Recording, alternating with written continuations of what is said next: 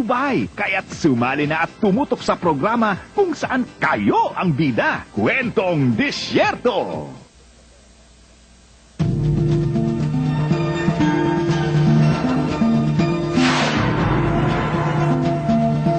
Kayo po ay nanonood ng Balitang Middle East.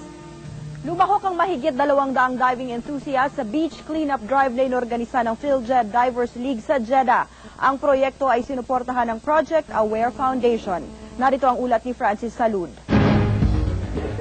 Pangalagaan ng kalikasan at panatilihin ang kalinisan sa karagatan. Ito ang nagkakaisang boses ng mga Filipino divers at non-divers na kasapi sa bagong tatag na grupong PhilJed Divers League.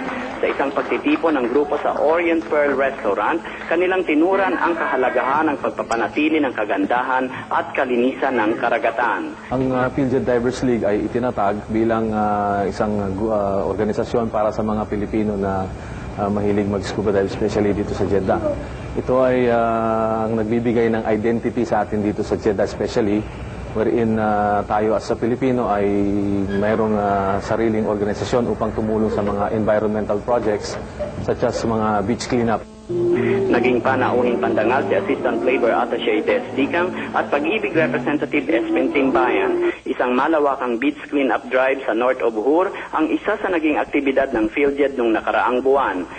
Lumahok dito ang mahigit 200 diving enthusiasts, instructors at pati mga non-divers.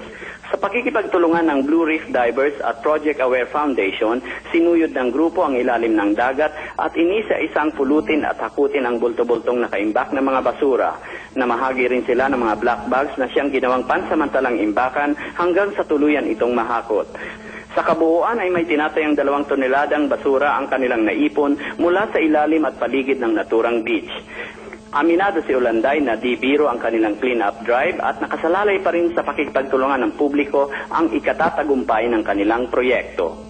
Francis Salud, Middle East News Bureau, Jeddah. Sa Muscat, nagsagawa ng Philippine